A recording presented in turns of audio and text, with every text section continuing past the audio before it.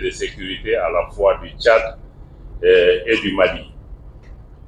Naturellement, prenant la parole après Madame l'ambassadeur, c'est juste pour pouvoir réitérer notre plaisir et notre honneur d'être ici, en cette place, pour pouvoir commémorer avec vous le 65e anniversaire de l'indépendance de la République du Tchad, aux côtés des frères et sœurs de la République du Tchad, pays frères et pays amis du Mali. Dans cette heureuse circonstance, Excellence Madame l'ambassadeur et chère doyenne, je voudrais vous adresser les sincères remerciements pour notre invitation et profiter aussi de cette occasion pour vous demander de bien vouloir transmettre à son Excellence le maréchal Mahamat Idriss Déby Itno, président de la République du Tchad, chef de l'État, au gouvernement et au peuple tchadien, les vœux de succès et de salutations de son Excellence le général d'armée Assimi Goïta, président de la transition, chef de l'État de la République du Mali, mais aussi les vœux de l'ensemble du peuple malien. Madame l'ambassadeur, vous l'avez souligné, votre message, il est complet.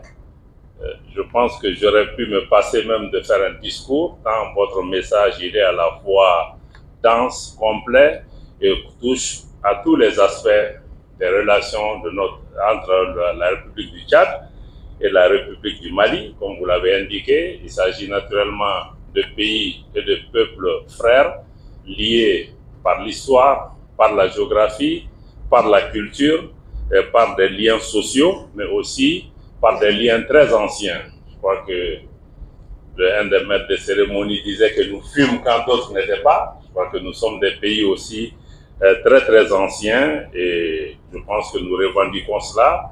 Le Mali et le Tchad aussi continuent toujours à se battre pour maintenir, renforcer leur indépendance, mais aussi leur souveraineté, et nous devons continuer à œuvrer pour l'intégration des peuples tchadiens et des peuples maliens. Vous avez aussi fait cas des liens et des instruments juridiques qui existent entre nos pays. Ce n'est pas nécessaire de revenir sur ça. Nous avons des cadres de coopération qui ont existé entre nos pays, qui ont culminé avec la création des postes d'ambassadeurs dans les différents pays.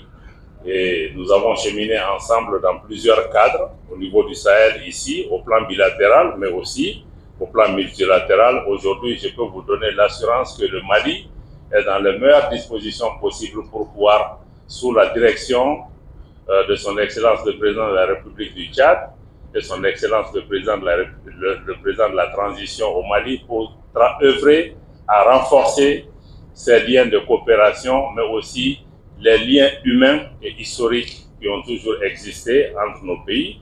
Et nous serons heureux de recevoir dans quelques semaines d'ailleurs une délégation du ministère des Affaires étrangères de la République du Tchad pour pouvoir travailler ensemble, pour pouvoir renforcer et consolider ces rapports.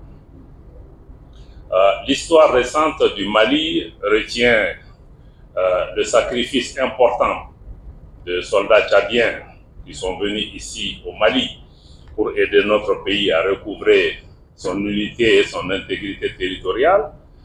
Nous avons ce sacrifice-là en mémoire, et vous me permettrez, en prenant la parole, de m'incliner devant la mémoire des soldats tchadiens qui ont perdu la vie dans notre pays, mais aussi de saluer la bravoure et l'action des Fatim que vous avez souligné tout à l'heure, des forces d'armée d'intervention du Tchad qui ont opéré sur des terrains extrêmement difficiles dans le nord du pays.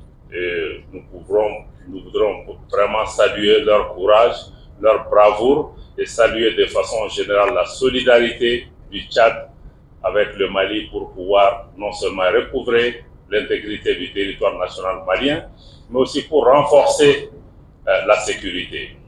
Aujourd'hui, le Mali est dans une autre dynamique également, de pouvoir lui-même assurer la sécurité du pays.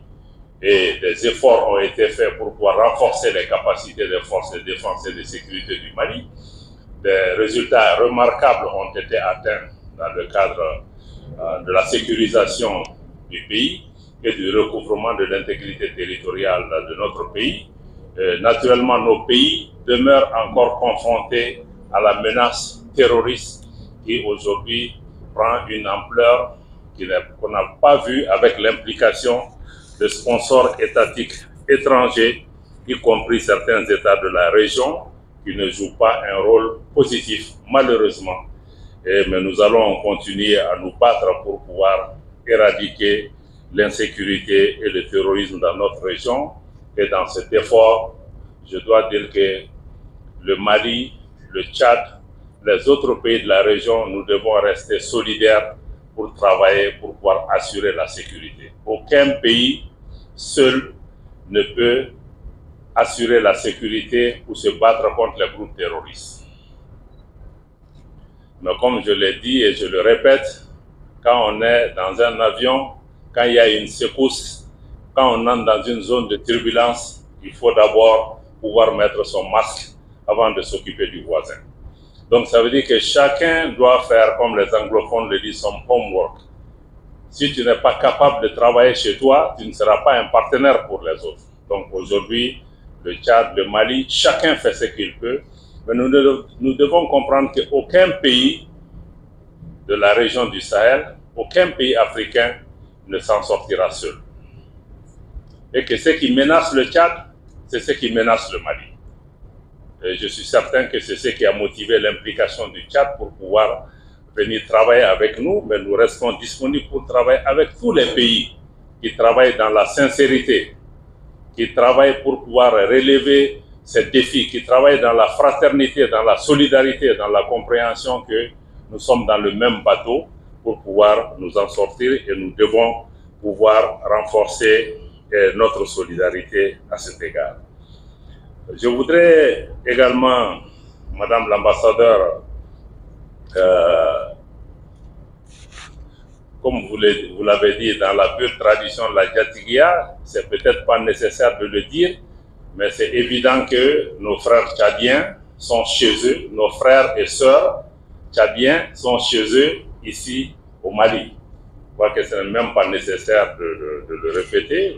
Nous maintenons notre engagement pour créer un espace où tous les Africains se sentent partout chez eux sur le continent africain.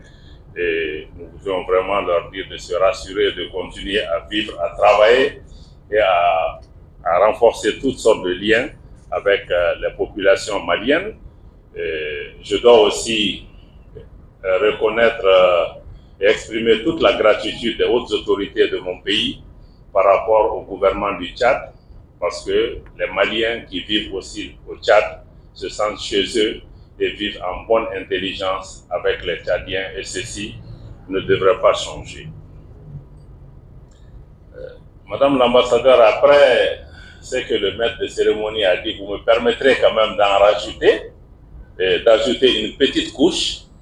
Je sais que vous êtes très modeste, vous n'aimez pas parler de vous, et naturellement vous n'aimez pas qu'on parle de vous, et vous êtes très humble et presque effacé, mais souvent c'est le moment aussi de parler de vous, parce qu'on parle du Tchad, mais c'est vous le Tchad ici au Mali.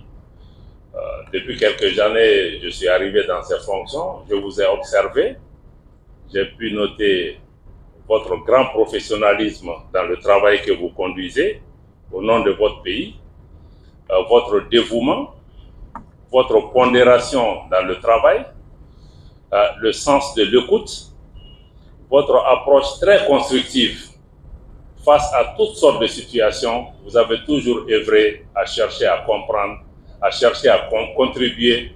Je ne vous ai jamais vu dans une posture de dire que j'ai la solution pour le Mali. Je vais vous guider dans tel ou tel sens. Mais je pense que nous devons vraiment apprécier ça. Et aujourd'hui, vous êtes la doyenne du corps diplomatique africain. Ceci nous rassure, mais je dois vous dire que nous saluons votre action personnelle et votre action au nom du Tchad ici, en République du Mali, qui doit être un exemple, à mon avis, et une grande source d'inspiration pour tous les diplomates que nous sommes. partout où nous servons. Je pense que c'est toujours mieux de mettre les questions devant et de ne pas se mettre devant. Et je pense que c'est la leçon que vous donnez à chacun de nous. Vous êtes partout. Moi, je vous ai vu sur les marchés, sur les routes, dans les villes, dans les campagnes. Il n'y a pas d'activité où je ne vous vois pas et je me suis rendu compte ce soir d'ailleurs que vous parlez très bien le Bambara.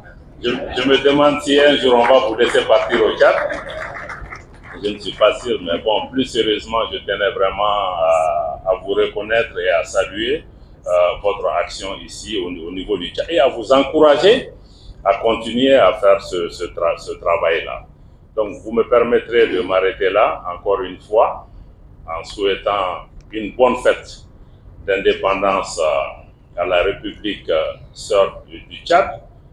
65 ans, nous le souhaitons encore des millénaires à venir pour la République du Tchad, dans la santé, dans la prospérité, dans la stabilité, mais surtout dans l'unité qui demeure un grand défi pour chacun de nos pays.